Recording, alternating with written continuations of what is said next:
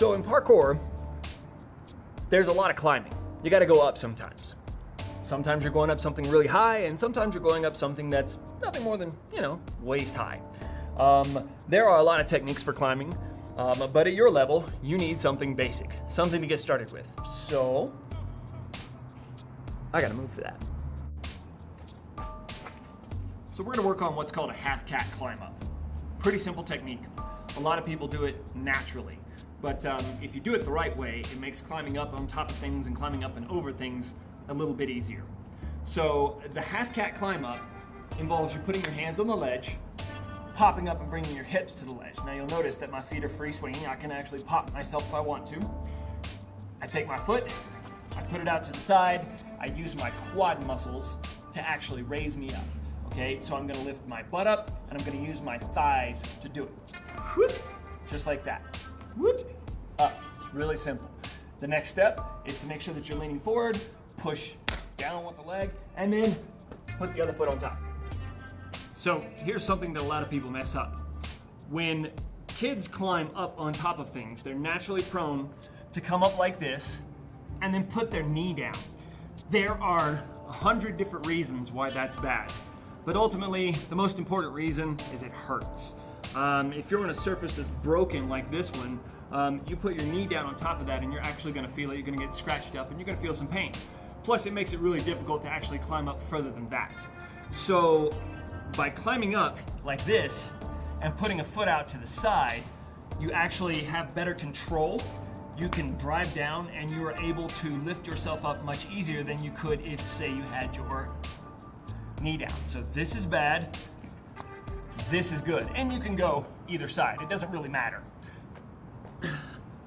There's another thing that you can do that's called a top out. Now a top out is a little bit more of an advanced move, but some of you may be ready for it.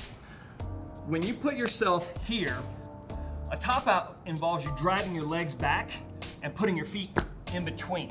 Now, you can do this if you have the flexibility or the skill set or you've mastered the technique. But for now, here, up. So there's only one more thing that we really have to talk about when we're talking about half cat or a half cat climb up, and it's what happens if you jump into the half cat. Well, it's pretty simple fix, but if you don't know what you're doing, you can actually get jacked up. So let's talk about that right now. You'll notice that when I'm gonna do this technique, I'm gonna reach one foot out to meet the wall before the rest of me does. And it acts kind of like a brake. It slows me down so that I can get over to it and safely put my hips against it or safely put my thighs against it so I'm not smashing my hips into the wall, which if you can see this wall, it's not pretty good. It's bad idea, really bad idea. Watch.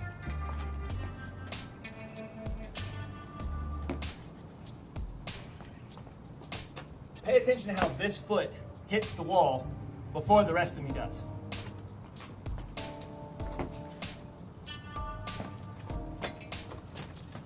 Learning to do that can be the difference between a good half cat to a climb up and a whole bunch of bruised hips and thighs and banged knees.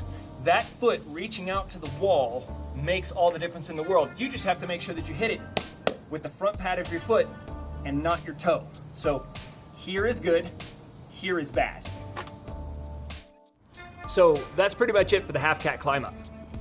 You can use it in a lot of different situations, from just trying to get over a wall to climbing a fence to getting over a rail, actually, in some situations. Just remember these tips. Foot goes out as brake, hands go down, foot goes out to the side. Do not use your knee to climb. Very bad. Also, one more thing that I didn't really mention, you want to keep your chest leaned out over the ledge that you're climbing, because if you're leaned back and something goes wrong, you'll go back, which is sometimes a really, really bad thing. But you always want to make sure that you're leaned up so that you can, if you fall to the least distance. So for example, if it's only 8 or 10 inches to the ground forward, you want to be lean that way. So it just helps you maintain control. And the more that you do this move, the better you're going to get.